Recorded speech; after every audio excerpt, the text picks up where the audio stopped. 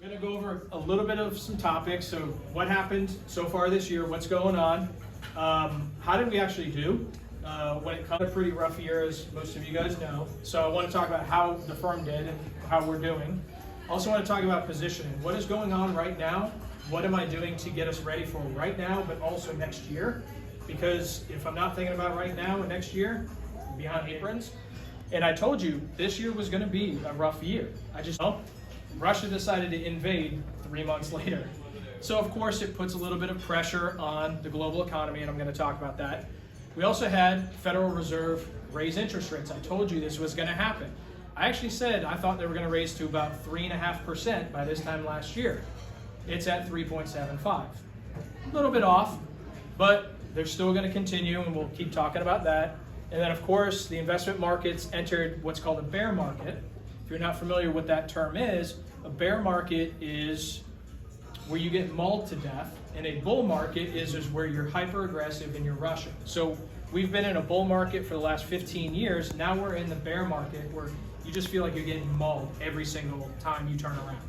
Okay? So this actually started back about 4 years ago with Trump, nationalism, protectionism, where if you go back to the 90s and the early 2000s, there was a lot of kumbaya, competitive advantage. Hey, we'll send our intellectual property to China, let them do all our vaccines, we'll save a lot of money with profits, and we'll make a lot of money in the US. Everybody was doing it.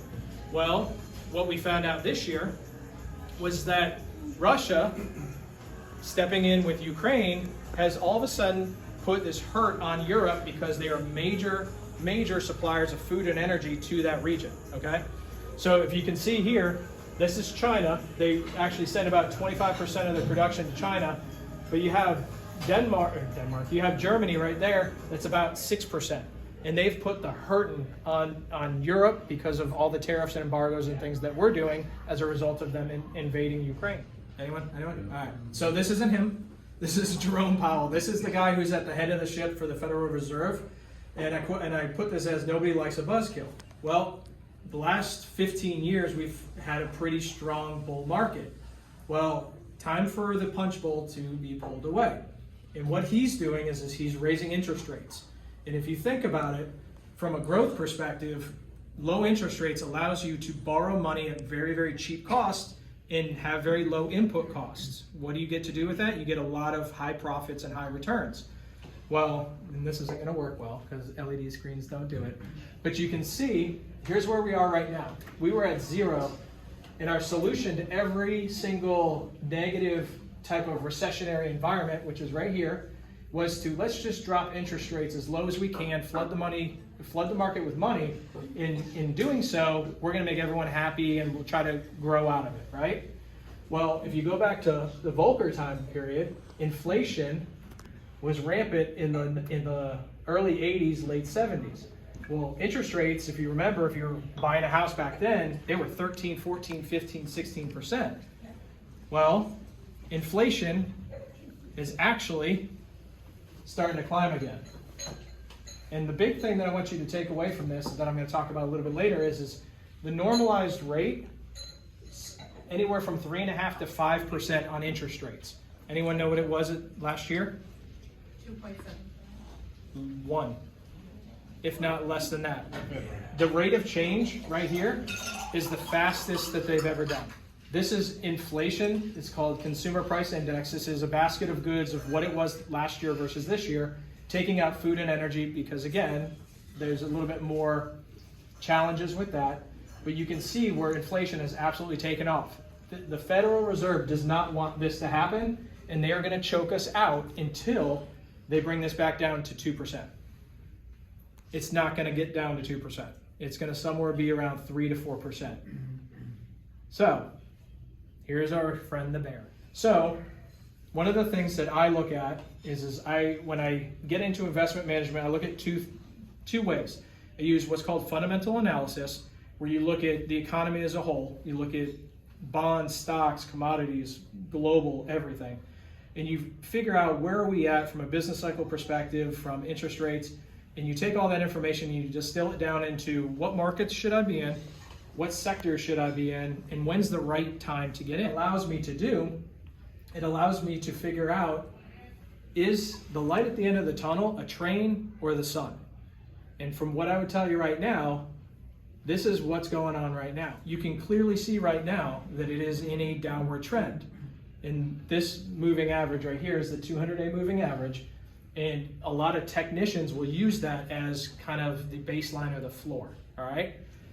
It's barely holding that line right now. And by the way, we're at 3.8 on interest rates. They're going to 5, maybe a little bit higher.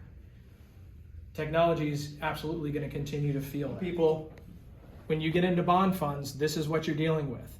So this is where it started at the beginning of the year at about 135, down almost 40% this year.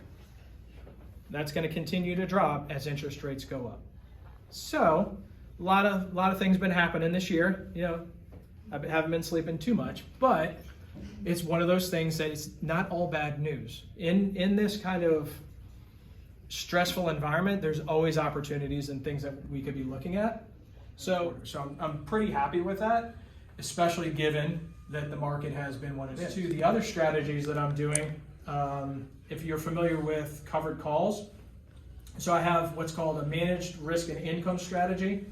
If you're not familiar with what a covered call is, if all of y'all own a house, right? Well, the housing market is going down a little bit, right? So let's say you bought a house for $500,000. And everyone in your neighborhood's starting to see their houses go down. Now your house is worth, let's just say, $400,000.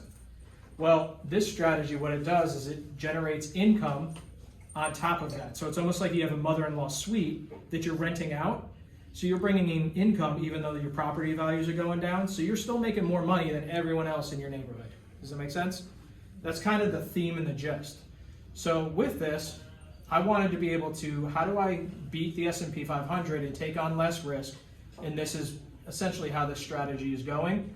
So far, the strategy, some of y'all are in it, and it's been a blessing and a curse through this year because it is a trending strategy, and it tends to do well when the market's doing really well. It does okay when the market drops, but when we see a lot of whipsaws, it can be a little stressful. But this is how it's doing this year. So it's measured against the S&P 500. The goal is to generate half to a quarter to 0.5% return a week, okay? So this year it's a little bit lagging, but as of right now, it's up 6% versus the S&P's down 16%. The big thing, what we all care about is, okay, that's all the rear view mirror, right? We all have a car. Anyone know why the rear view mirror is so small and the windshield's so big? Y'all ever heard that? I heard it at church one time. You want to be aware of the back, but you got to look forward, right? Because the past is the past. Now we need to see, what is the mountains, what's the river, all those kind of things. So what am I thinking about? The 3 R's.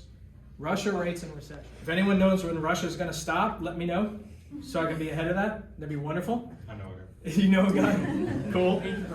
It's going to be drawn out. They're going to draw it out as long as they can. You want it to stop.